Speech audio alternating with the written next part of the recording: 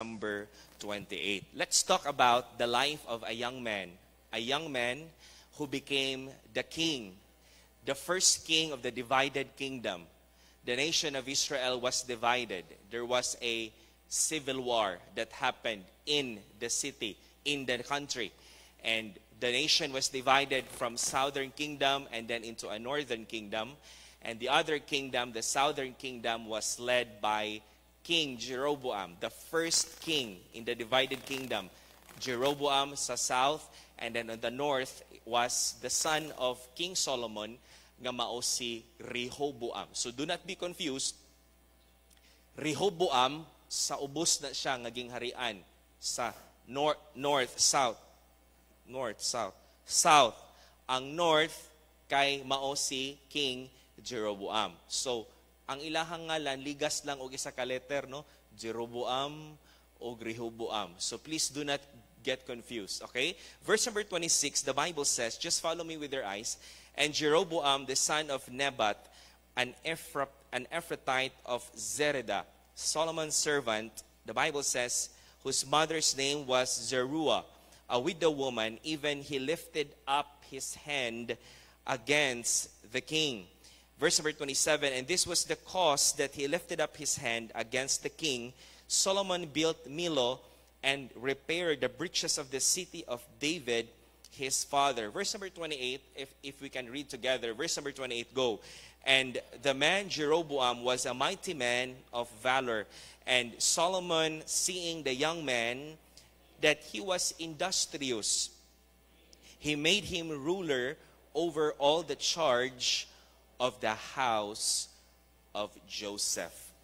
The title of our message this morning is The Killers of Blessing. What is it that kills the blessings of a Christian? And I'm not talking about only money. I'm talking about the overall aspect of our Christian life where we can be blessed by God. We can see that even though you do not post anything on Facebook, but we can see in your life that God has blessed us. Amen? Makita nato na sa kinabuhi nato or sa ubang mga Kristohanon nga ang Dios nagapadayon sa pagpanalangin. Now, I'm going to pray, and then after we pray, we're going to learn a new song this morning in line with our theme for this month of November. And for the month of December, our messages would be talking about how to walk as a Christian.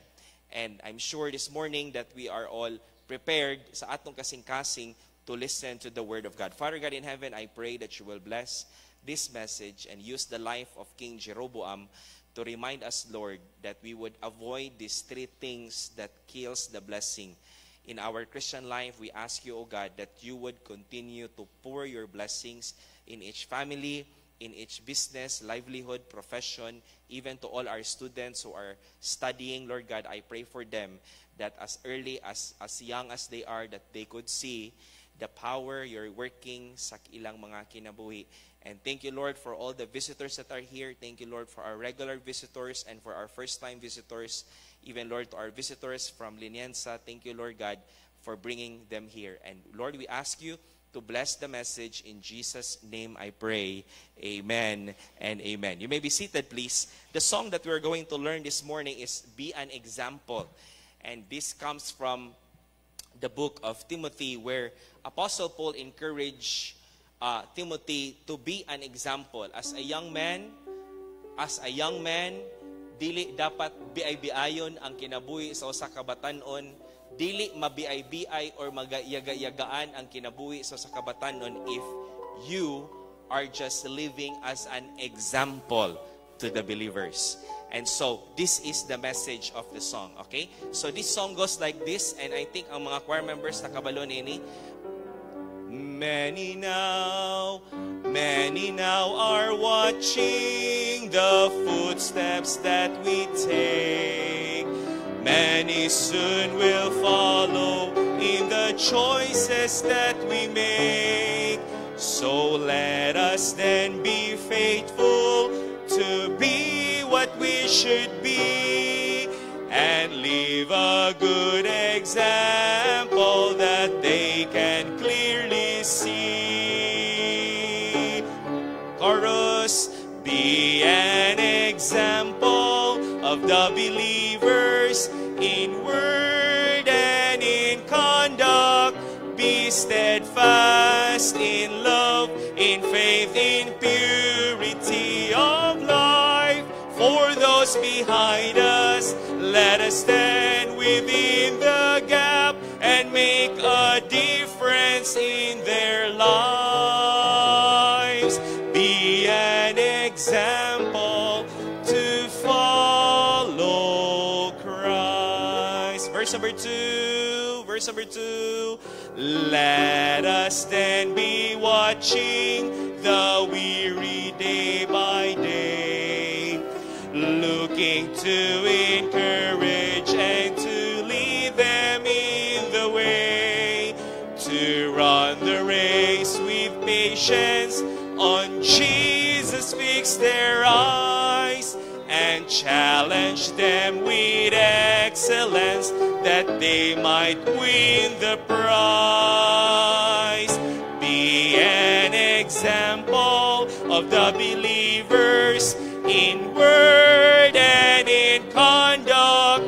Be steadfast in love, in faith, in purity of life. For those behind us, let us stand within the gap and make a difference in their lives. Be an example to follow Christ. Everybody stand, please. Let's sing from the very beginning, okay? Many now are watching the footsteps that we take. Verse number 1, sing. Many now are watching the footsteps that we take. Many soon will follow in the choices that we make. So let us then be faithful to be what we should be, and live a good example that they can clearly see. Chorus, be an example of the believers in word and in conduct. Be steadfast in love, in faith, in purity of life. For those behind us, let us stand within the gap and make a difference. Lives, be an example to follow Christ. Verse number 2.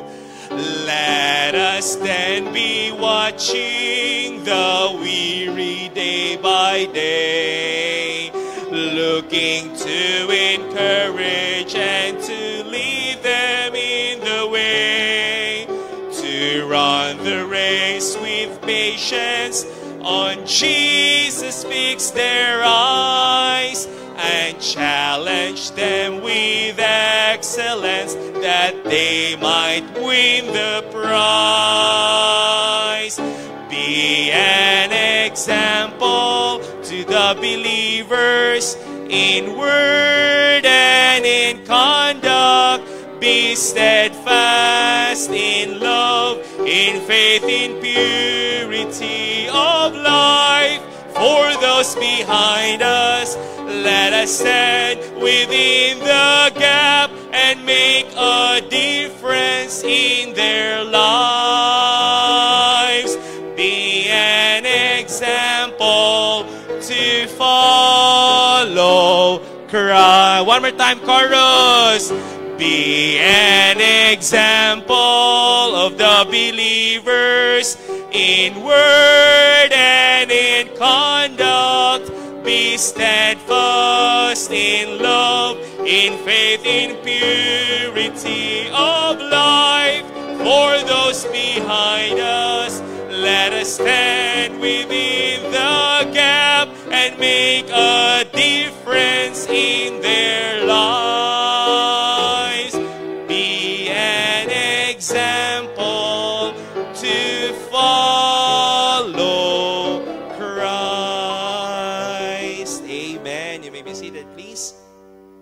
a wonderful song, again, that reminds us to be an example of our Lord Jesus Christ. Now, let's go to our message this morning. The Bible says in verse number 28, the man Jeroboam was a mighty man of valor. And Solomon, seeing the young man that he was industrious, the Bible says that he made him ruler over all the charge of the house of Joseph. So from this verse, we see that here is a man by the name of Jeroboam who had a great potential to become a potential to become a strong and a godly leader that God can bless. But then later on, we're going to see later on in his life that his blessings were killed by God himself. We understand that King Solomon, upon seeing this young man, very industrious and skillful, so gibutang siya dito sa posisyon. And he was entrusted with a powerful position over all the charge of the house of Joseph. And then when the Lord sees the life of King Solomon, the leadership of King Solomon, how from the very beginning, maganda yung simula ng kaniyang panunungkulan or his leadership as the king of Israel. But then later on, when he loved strange women, and we all know the story, how he loved many strange women, and he built shrines and idolatry, and he introduced these things in the house of the Lord. And dito siya, nagsimba siya sa mga Diyos-Diyos, sa iyahang mga asawa, and he became an idolatrous king. And remember, that's the number one thing that God said in his command, thou shalt have no other gods before me. We all know that from the Ten Commandments. But here's what Solomon did. Ang iyang gibuhat, it is opposite to what God commanded to Israel.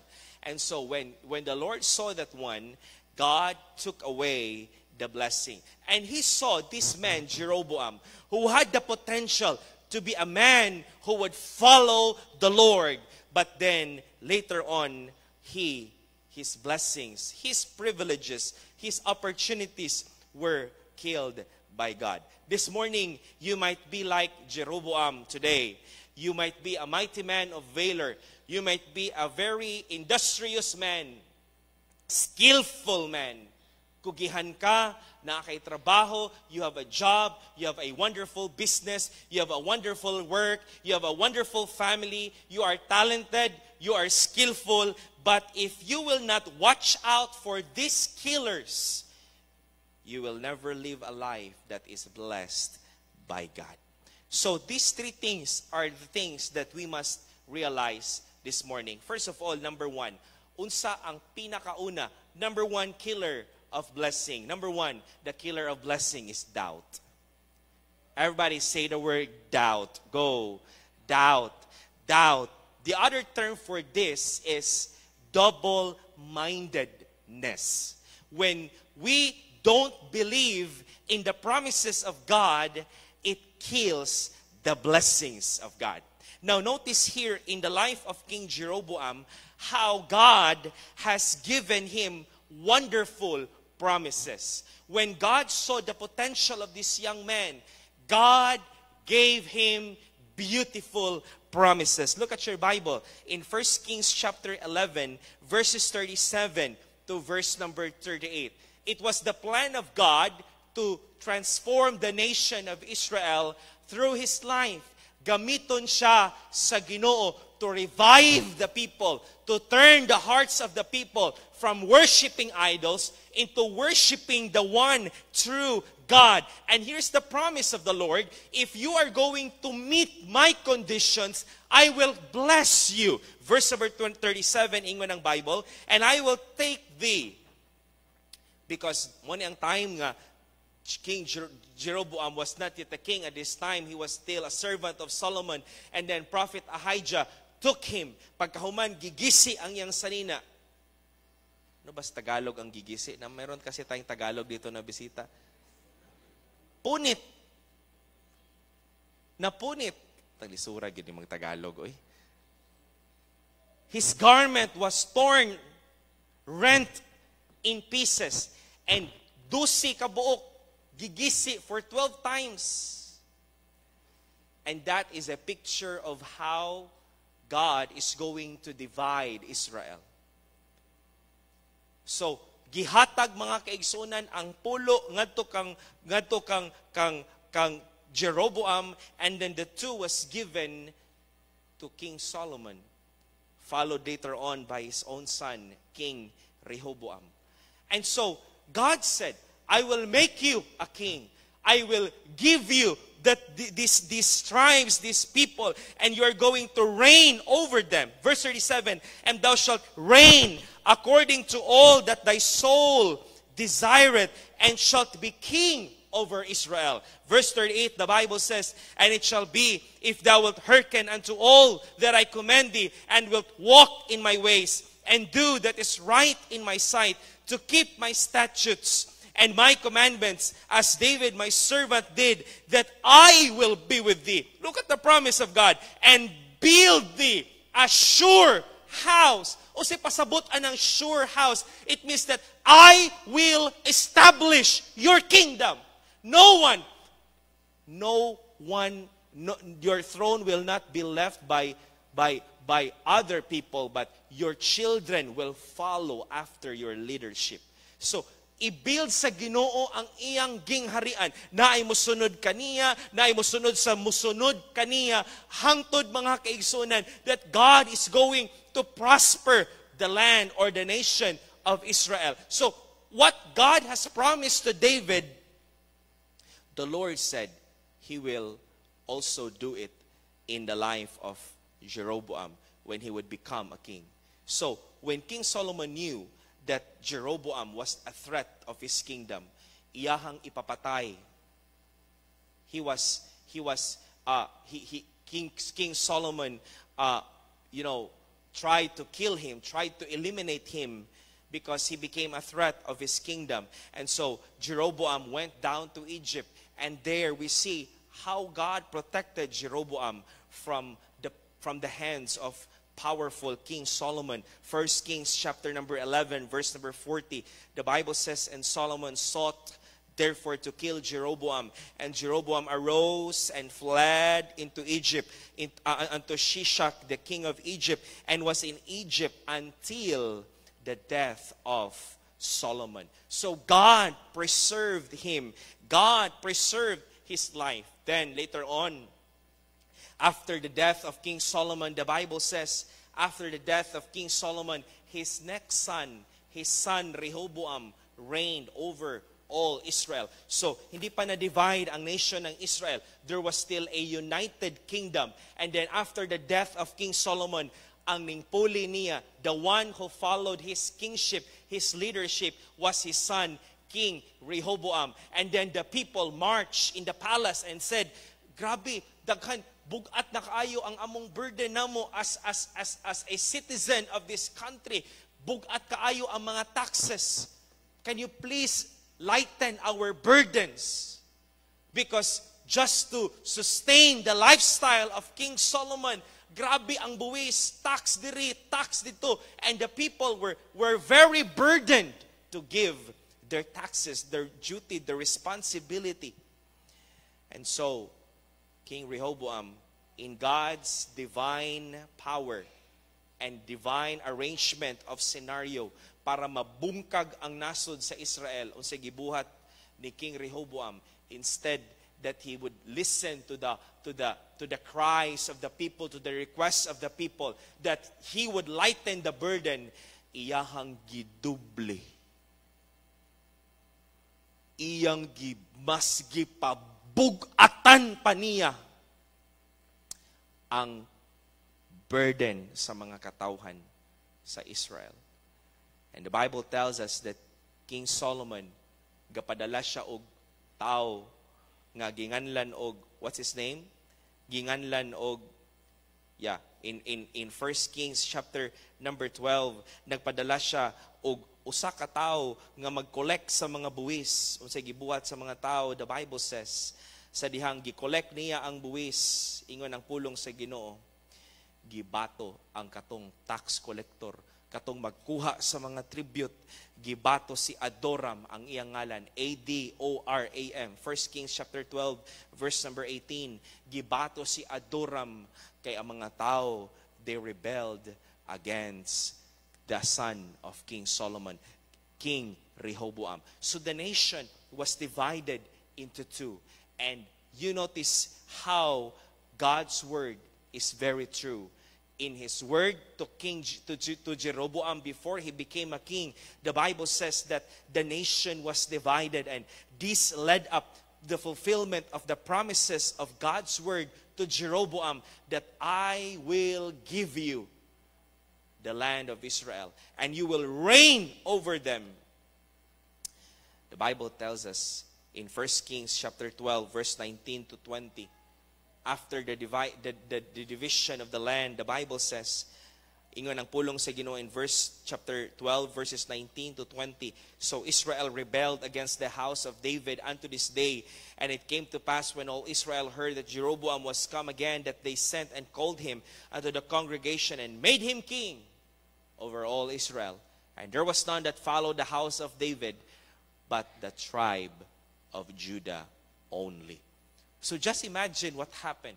All these arrangements, the divine provision, the divine arrangement of God in the life of King Jeroboam, how the word of God, the promise of God was fulfilled in his life from being a servant. Now the Lord brought him up and put him on the top, and he became the king of Israel. He was protected by God. In all these wonderful things, mga kaigsunan, King Jeroboam should have trusted in the word of God, that God's word never fails. But no, that's not what happened here in the Bible.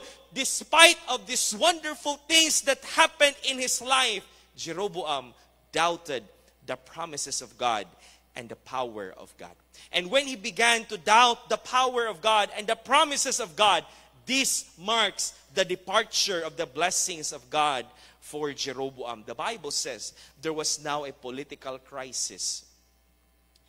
Being a politician, all his desire in life is to win the hearts of the people. So unsay gibuhat ni King Jeroboam, he said, niingon si King Jeroboam, di ba natunga ang Israel, dito ang ibabaw ang Israel, Judah dinhi sa ubos. So niingon si Jeroboam, if the people will go down and will continue to go to Jerusalem, which is in the territory of Judah, iyang kontra, then the hearts of the people will one day be turned and they will rebel against me. Naabot sa iyang punto sa iyang leadership that he feared. He feared for the worst things. And mga kaigsunan, when he began to fear, imbes mo salig siya sa Ginoo, naningkamot siya buhat sa iyang kaugalingong pamaagi. And that is the problem of many Christians. When we began to doubt, we stop trusting God. And we try to solve our problems our own way. Am I right?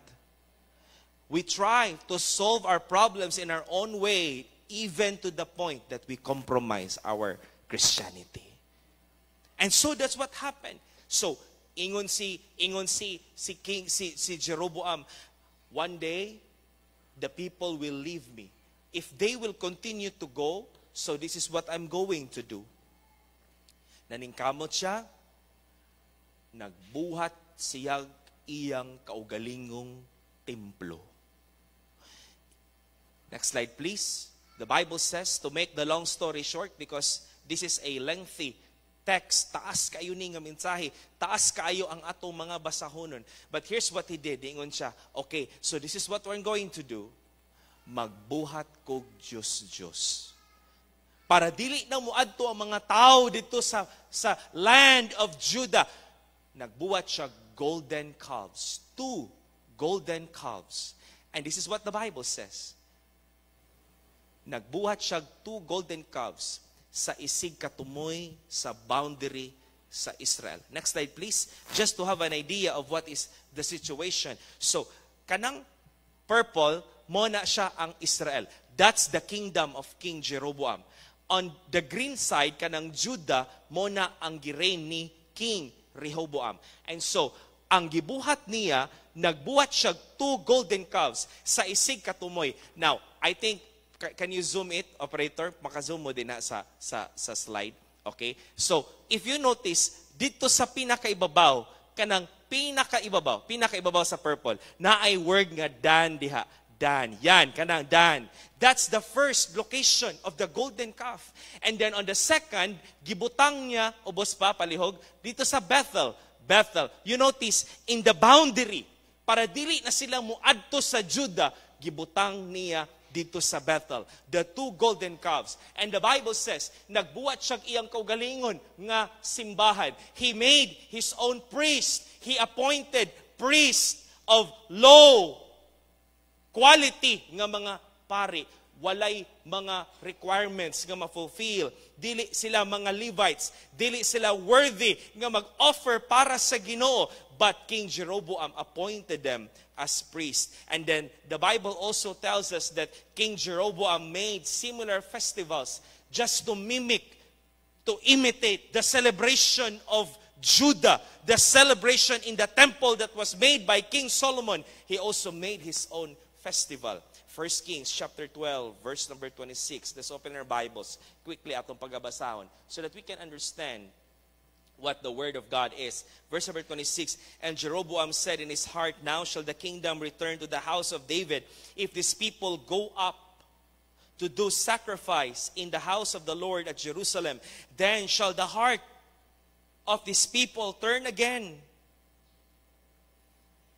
unto their Lord, even unto Rehoboam, the king of Judah, and they shall kill me, and go again to Rehoboam, the king of Judah. You see, nalimot siya sa saad sa Ginoo. He forgot the promise of God in him that I will be with thee, and I will build thee a sure house. I will establish your kingdom. But then, when the political crisis came, he began to fear. Magbantay gyud ta kani maabot sa tong panahon nga mahadlok ta. Muna hinungdan nga mawad-an tag pagtuo sa tong buhi nga Dios. And so here's what he did, verse 28. Ningon siya, ayaw na mong adtog Jerusalem, layo na kaito. Ayaw na mong saka dito, layo na kaito. Diri na lang mo magsimba. Maayo po siya kaayo, no? Nindot po siya strategy, no? Verse number 28, ingon ng Bible, whereupon the king took counsel and made 2 calves of gold. That's what you've seen. Katong gold nga picture ganina nga akong ipakita. And said unto them, it is too much for you to go up to Jerusalem. Behold thy gods, O Israel, which brought thee up out of the land of Egypt. Verse 29, and he set the one in Bethel, and the other put he in Dan. Sa mga boundaries, iyang gibutang dito para ang mga tao dili na mahago. Paita kayo ng kagahapon, while nag-soul winning ta kagahapon, ning istorya silang jelly nga naa sila naadto nga balay nga kanang nganong nagsimba sa Katoliko kay ning balik sila Katoliko kay wala day layo daw ang simbahan sa Baptist. Paita kayo na ingunahan, no? To the point nga musimbo balik na lang ka sa imong daan nga relihiyon, kabalo kang nga dili tinuod kay layo kaayo ang iya sa Ginoo. And this is what happened here. Layo na kaayo tong didto sa Jerusalem, diri na lang ta. Kanina lang baka mo ni yung simbahon. This is the calf that brought you out of the land of Egypt, pagkadakong yaga-yaga. The Bible says in verse 30, and this thing became a sin, for the people went to worship before the one, even unto Dan. And he made an house of high places in the mountains. King Jeroboam made shrines, and dito niya gibutang ang mga Diyos-Diyos. And there he made priests of the lowest of the people, which were not of the sons of Levi. Because there is a requirement for a person to become a priest. Number one, you must be, or you must you must belong to the tribe of of the Levites. Pero dili nila, wala niya gibutang nga pari ang katong mga tao nga katong mga members sa mga tribes sa Levites, but the common people, the lowest of the people. It was a mockery. It was an open rebellion to the instruction of God. Verse number 32, the Bible says, "So Jeroboam ordained a feast in the 8th month, on the 15th day of the month, like unto the altar. So did he in Bethel, sacrificing unto the calves that he had made, and he placed in Bethel the priest of the high place, which he had made." Nalimot siya sa saad sa Ginoo. The question today, my friends, is this: do you truly trust the Lord with all your heart? It's easy to say nga musalig ko sa Ginoo sa panahon nga ayahe ka. But how about when a political crisis, a similar crisis like the political crisis? What about a crisis in your family? What if God will not answer your prayer? Will you still trust in God? What if naay ma-ospital sa inyong pamilya? What if mawad-an kag trabaho? Will you still trust in the Lord? There was a doubt in his heart. Why? Because naabot ang punto sa kinabuhi nganing undang siya salig sa saad sa Ginoo. Fear is the primary reason why we don't believe in the promises of God.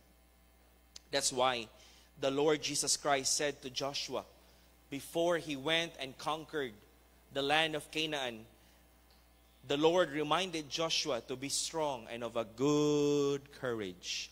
Courage is the opposite of fear.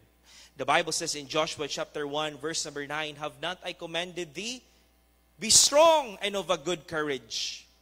Be not afraid, neither be thou dismayed, for the Lord thy God is with thee, whithersoever thou goest." God has prepared wonderful place for the land, for the people of Israel, a land flowing with milk and honey. And also, sa kinabuhi, isa sa kakristohanon, how many of you are saved this morning? Taas ang kamot, luwas ka. Pastor, tinuod kong luwas. If you are saved this morning, God is preparing wonderful things for His children. Nindot kaayo ang kristohanong kinabuhi. Nindot ang mga butang nga gisaad sa Ginoo, mga kaigsuonan. But here's the problem. Do you really believe that God prepared the best things for you? Do you really trust in God? Psalm 139 verses 17 to 18, the Bible says, "How precious also are thy thoughts unto me. How great is the sum of them. If I should count them, they are more in number than the sand. When I am awake, I am still with thee." Ay, pagkanindot. Pagkanindot sa mga young people nga magsunod sa Ginoo. Pagkanindot sa mga magtiayon nga nagsunod sa Ginoo. Nindot kaayo ang kristohanong kinabuhi, I will tell you. Every morning as I wake up, I would tell my wife, "Salamat, langga ha nga ikaw akong naminyuan. Pastilag naminyo, kog dili, mo ni akong asawang naminyuan, ambot na lang ka, ako karon." Pagkanindot mga kaigsunan nga ang imong tibok panimalay nangalagad sa Ginoo, naglikay mog sala, ay ako. Nindot kayo ang gipang-andam sa Ginoo alang kanato. If only we are going to trust in the Lord. Many people, many Jewish people who went out of Egypt did not enter the promised land because they doubted the promises of God. They could not enter because of unbelief. Fear is a powerful thing. Do not be overwhelmed by fear. When fear comes, do not forget to trust in the promises of God. Muna nga magbasa gyud tag Bible pirmi. Read your Bible so that dili fear ang magpatigbabaw sa tong kasing-kasing, but our faith in the Lord Jesus Christ. So then faith cometh by hearing, and hearing by the word of God. Notice the following verses about fear. Proverbs chapter 29, verse number 25. The Bible says, "The fear of man bringeth a snare, but whoso putteth his trust in the Lord shall be saved.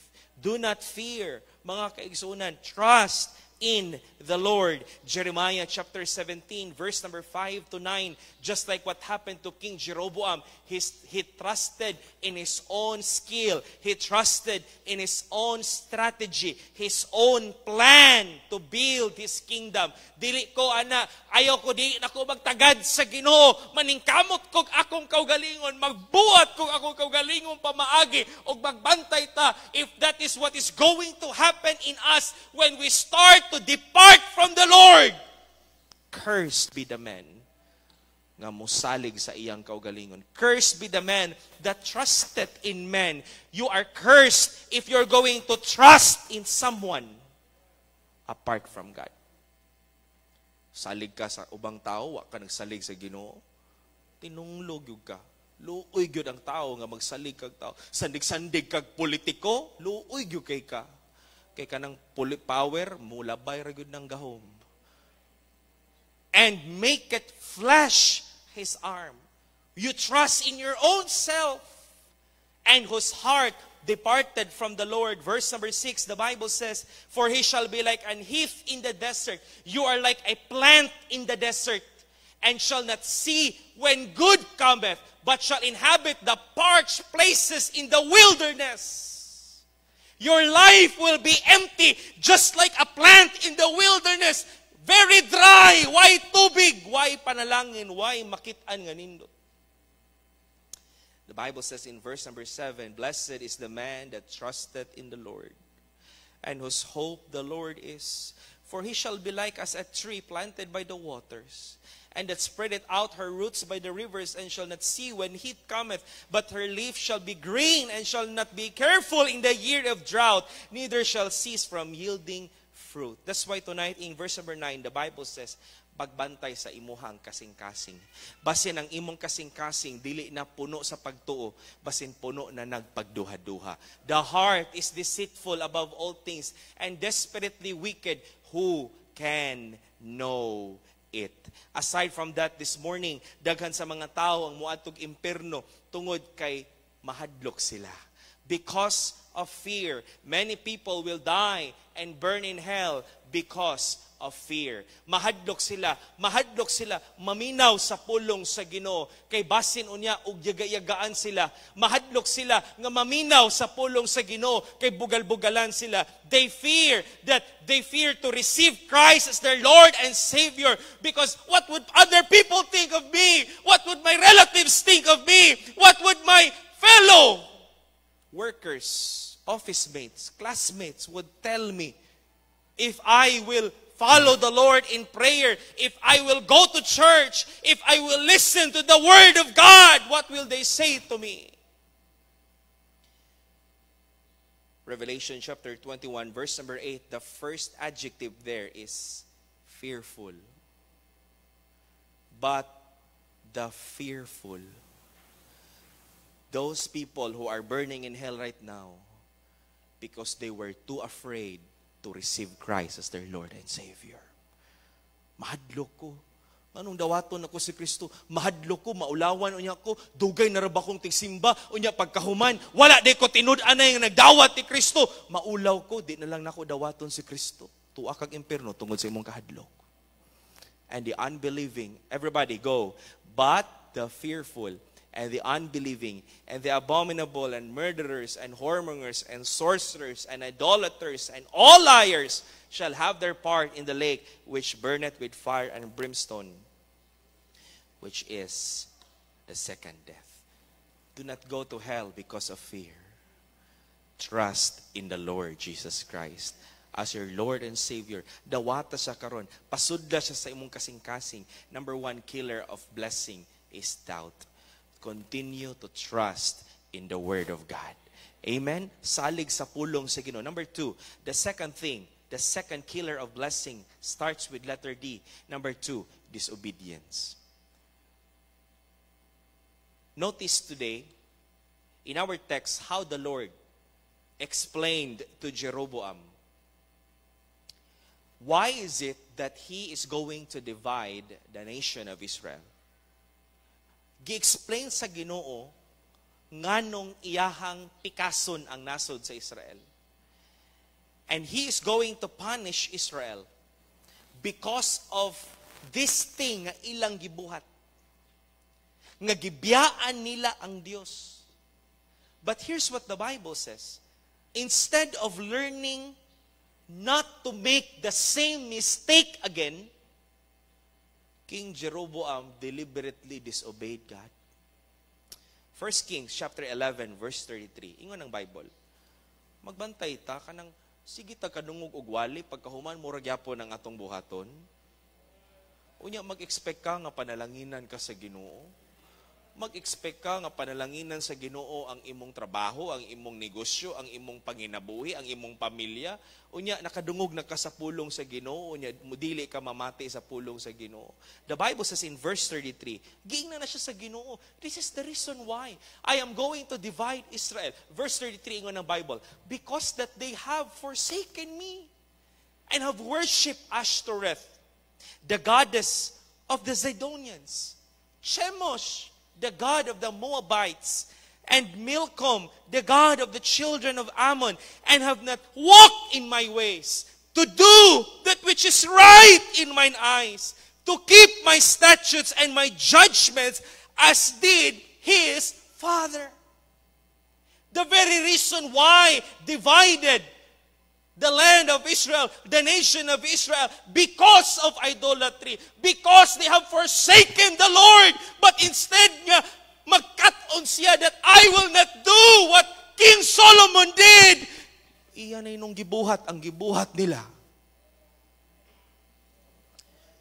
So what God said, we all know the story, He made golden calves. Listen to me, do not worship idols. Because idols are abomination. Dulumtanan na atubangan sa Ginoo. And this is not an attack to the Roman Catholic Church. This is the truth of the Word of God. God does not want us to worship images. That's why God, can you imagine the hatred of God to the people? Gidivide niya ang nation because of idolatry. So, that's why in our church, we do not have idols. Amen? We do not see, because our God is an invisible God. Though He is invisible, we believe that we are in the presence of God by faith. So, nag-worship siya daghang mga idols, si King Solomon. Muna ang mga Diyos-Diyos iyang asawa. Kay naminyo man siya taga-Zidonian, Moabite, Ammonites. So, kay ihang pahimutan ang iyang mga asawa niyang daghan, siguro magbugno iyang mga asawa, ako ang gigugma ni Solomon, ako ang gigugma ni Solomon. So, nagbuhat siya, Diyos, o apuron tamo tanan, buhatan tamog shrine tanan. Daliman ka na.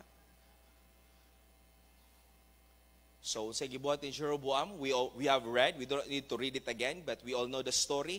Nagbuhat siya 2 golden calves. Nagsimba sila Diyos-Diyos og naliso ang iyang kasing-kasing. And so, what happened after he disobeyed God?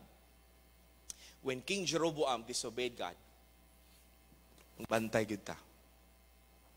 Kay wala gyoy nindot nga paabuton kung musukol ta sa Ginoo. Kung musupak ta sa Ginoo, I will tell you this. If you're going to disobey God, you are not disobeying me. If you will not follow the word of God, you are not following the pastor. You are not following God. I am just preaching the word of God. And so, here's what God did to King Jeroboam. King Jeroboam was sentenced by God to wipe out his whole family. And into a severe punishment. Ningon ang Ginoo niya, I will make you a sure house. Ingon ang Ginoo, I will wipe out your whole family. O walay pamilya, membro sa imong pamilya nga malubong except sa imong anak nga ang ngalan si Abijah, katong bata nga nagsakit. Mura to siya ilubong, pero ang imong mga kaliwat ipakaon nako sa mga langgam o sa mga beast in the field. Just remember, the punishment of God. 1 Kings chapter 14, verses 7 to 11. Makahadlok kung musukol ta sa Ginoo. Pagkahadlok, what a dreadful thing if we are going to disobey God. The Bible says in verse number 7, go.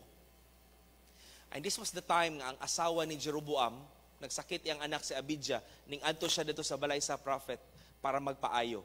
Pero instead nga, muadto siya para magpaayo, giingnan siya sa Ginoo, mamatay ng imuhang anak. Then ingnay mong bana nig uli nimo, go tell Jeroboam, thus saith the Lord God of Israel, for as much as I exalted thee from among the people, and made thee prince over my people Israel, and rent the kingdom away from the house of David, and gave it thee, and yet thou hast not been as my servant David, who kept my commandments, and who followed me with all his heart, to do only which was right in my eyes, but hast done evil above all that were before thee. For thou hast gone and made thee other gods and molten images, and provoked me to anger, and hast cast me behind thy back.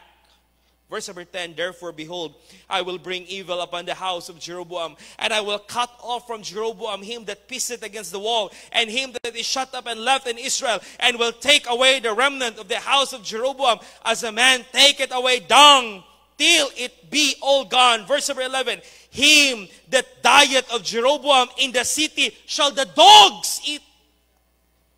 Karon nga generation, ang iro, naras ng balay, domesticated. Idulog, liguon, hungitan. But in the ancient times, in the time of King Jeroboam, dogs are scavengers. Pamatyo na sila ang mga iro sa unang anuman mo ni mangaon sa karon domesticated na ang mga iro. Muna to mga balay bawo kay angso kay naan naman datong iro na. Takarag pangihi ana. Ihi dito. Ang iro mo'y mukaon sa iyahang patayng lawas sa iyang mga kaliwat. And him that dieth in the field, if they're going to die in the field, outside the city, shall the fowls of the air eat. For the Lord hath spoken. So God sentenced a severe punishment. Walay proper burial ang iyang mga kaliwat. Why? Mga kaigsunan, because of disobedience. Kabalo ba ka unsay makapahimuot sa Ginoo? Ang imong pagsunod sa Ginoo. Your obedience is the one that God is seeking in our lives. We have heard many messages over and over again. We have read the Bible over and over again. But God wants one thing for you and me. Pastor, what is that one thing that God desires in us? God desires for us to obey His word. Musunod ta diha kaniya. Why? Because there is a blessing when we obey God. If you're going to disobey, wag gitay paaboton nga panalangin.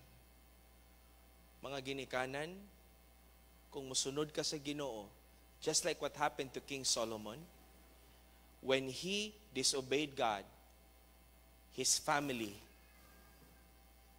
reaped the consequences of disobedience. Your family will be involved. That's why it's very important, parents that are here, be faithful to the Lord. Because your children will reap the blessings. Your whole family. Laliman ka, tungod sa gibuhat ni Solomon, ang iyang anak, wa na natarong og hari ang nasod sa Israel. Nganuman, gitunglo na sa Ginoo. Be careful when we disobey God, maamong imong pamilya. If you're going to disobey God, your young people, if you're going to disobey God, your parents would be affected. The church would be affected. Our whole family will be affected if we are going to disobey God. The Bible says in 1 Corinthians chapter 10, verses 5 to 13, the reason why God wrote these things in the Bible from the Old Testament. Why is it that He wrote this? For us to learn a lesson out from what happened in the past. 1 Corinthians chapter 10, verses 5 to 13. But with many of them, God was not well pleased. For they were overthrown in the wilderness. Now these things were examples to the intent that we should not lust after evil things. Next slide, please. As after evil things as they also lusted. Dili ta musuon sa ilahang gibuhat nga mangibog sa mga daotang mga butang. These things were written so that you and I would strive to follow and obey God. Dili kay muingon ka, sayang nga, uy, ngano wa man ko kasulay atong nag-inom-inom, uy. Sayang nga, uy, wa lagi ko kasulay pang chicks. Sayang nga, uy, wa ko kasulay sugal. Dili sayang, uy. Sayang nga, uy, nganong sayo man ko naluwas? Wa ko ga-enjoy og sala. Ignay mga Kristohanon ngayon ana ang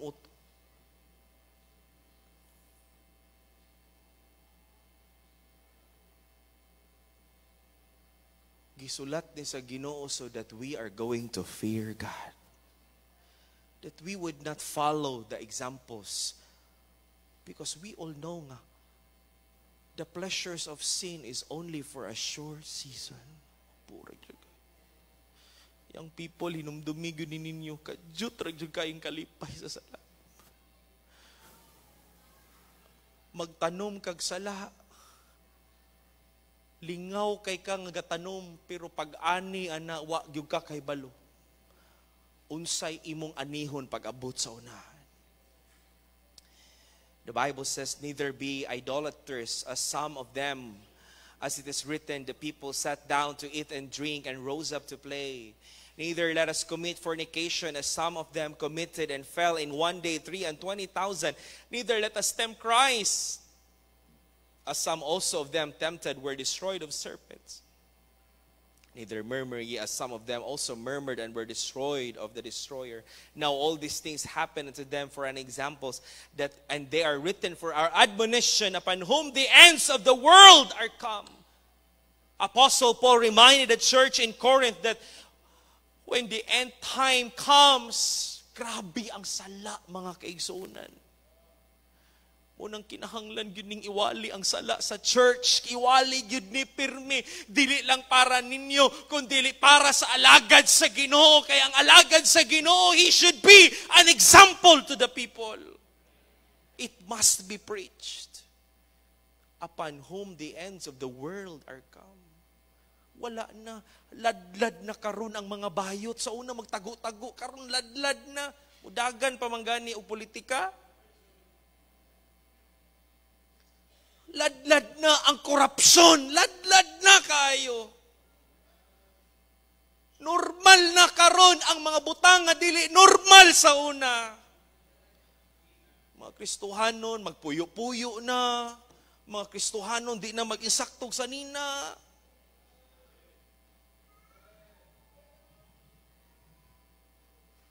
And magtagad-tag panalanginan ta sa Ginoo. Oh, gipanalanginan ba lagi ko sa Ginoo? Imo man na, naning kamot man ka, pero di nagikan sa Ginoo. Kay lahi gyud ang blessing nga gikan sa Ginoo, kay way pakapin nga kagulanan mga kaigsunan. Ulata lang, kay pag-abot sa unahan, dili mamakak ang pulong sa Dios.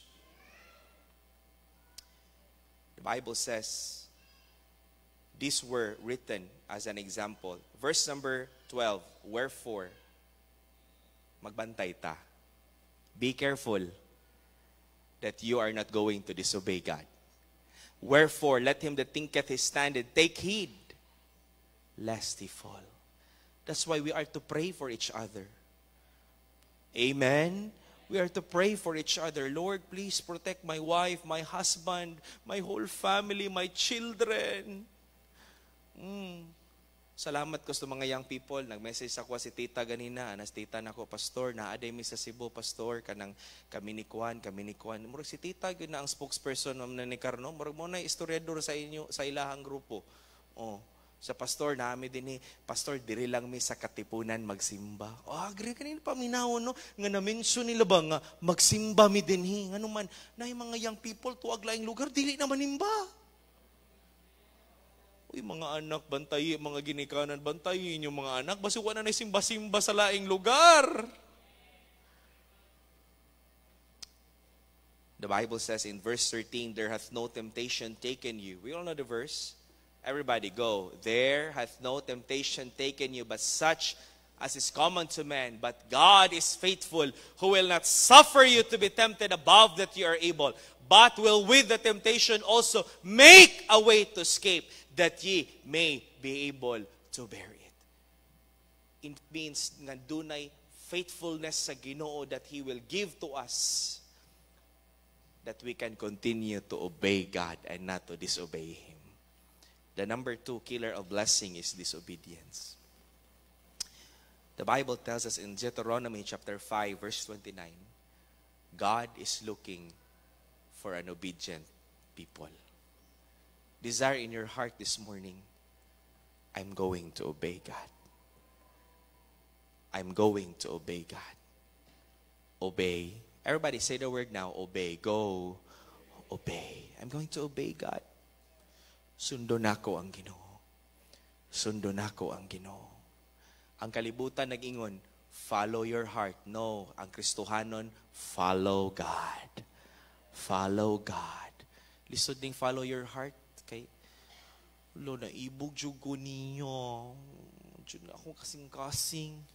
Unsaon taman nga, babae ko nga napriso sa lawas sa lalaki.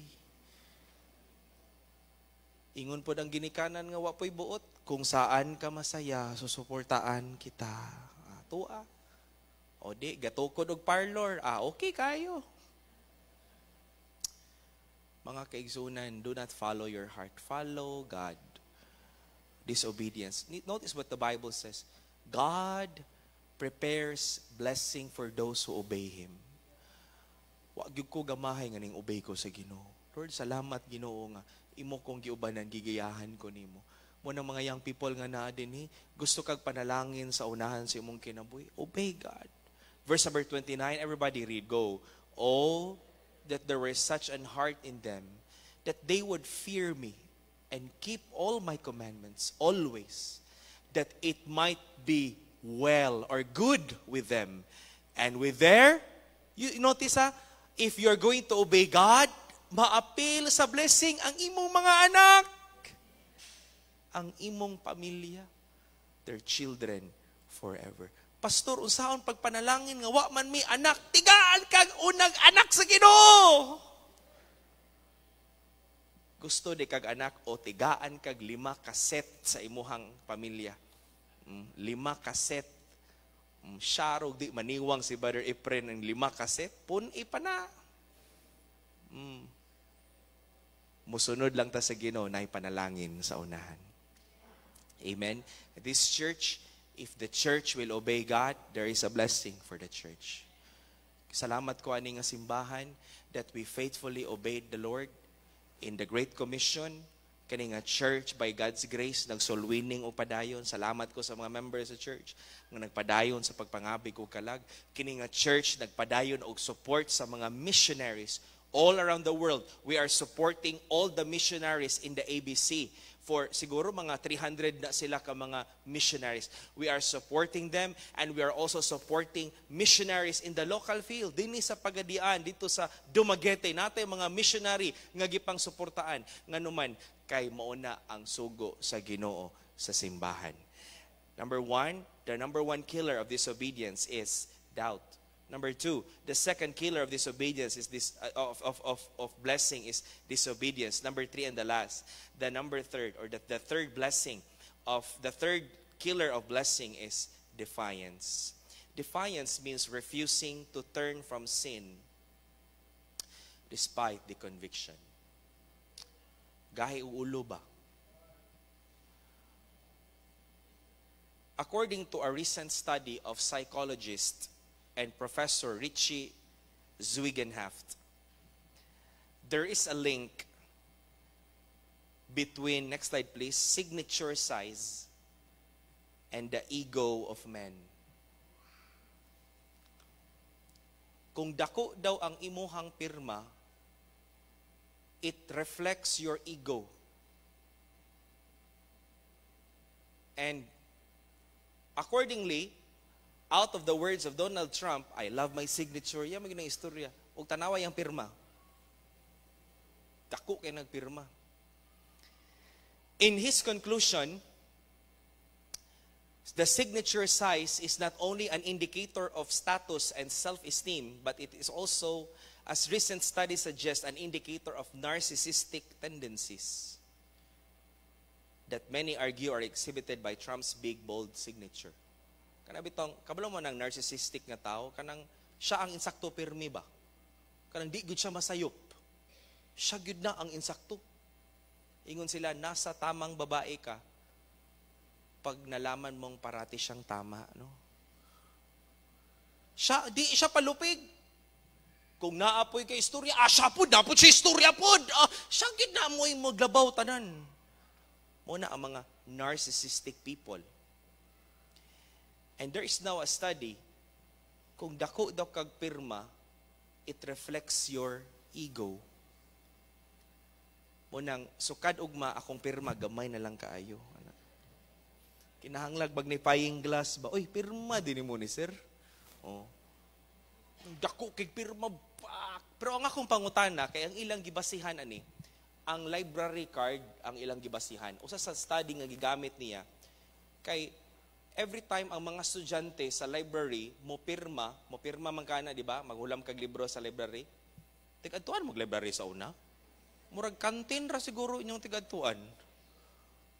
Kasabot mo kailan mo library. Kasabot tag library no. So, musulod sila library, ang mga estudyante if they're going to borrow a book, they're going to make a signature. So, the psychologists noticed that the signature of the students are small. Pero ang signature sa in charge, dako kayo. He also noticed the signatures of every CEO of company, dagko. Pero basin og dako pog space mo nang gidako na lang pod og pirma. But regardless of the truth about this research, we all agree that man is prideful. And you can see that one. Sulay gani hilabot ang kinabuhi, di ba masuko na. Ano yaptan ako nimo? Ikaw din nagpagkaon ako. Ano no? Ikaw nagbuhi nako.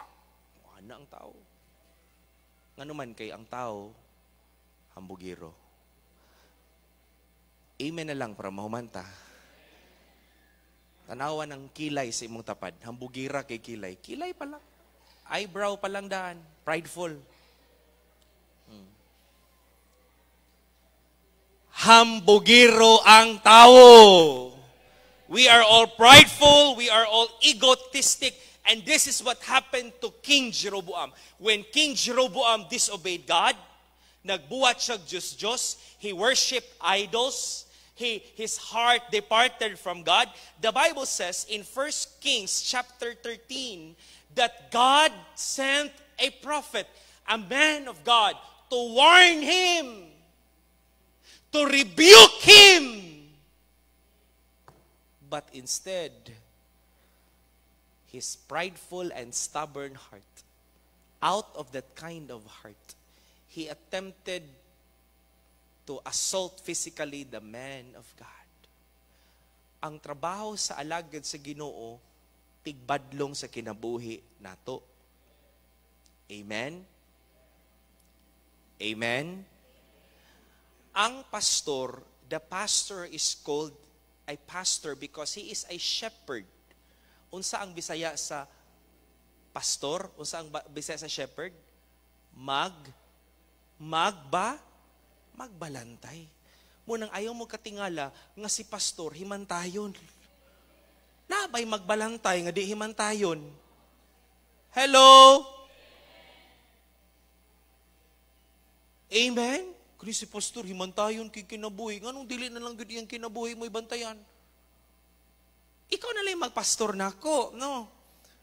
Ang pastor magbalantay sa karniro because ang pastor galantaw sa kaayuhan sa kinabuhi sa mga karniro nga gipiyal sa Ginoo. Kaya ang manubag sa karniro ang pastor. Wanang Ginoo ano wa magkagawali ani? Ngano wa man nimo ni gitudlo? Munang itudlo iwali sa pastor, bahalag sakit, because that's the duty of the man of God. So the duty of the man of God was to rebuke the king pagkalisod sa iyang trabaho. Pagkahadlok, pagkalisod, mamadlong kag hari. Hari, powerful, dato, daghag. Pero salamat ko sa boldness and courage of the man of God.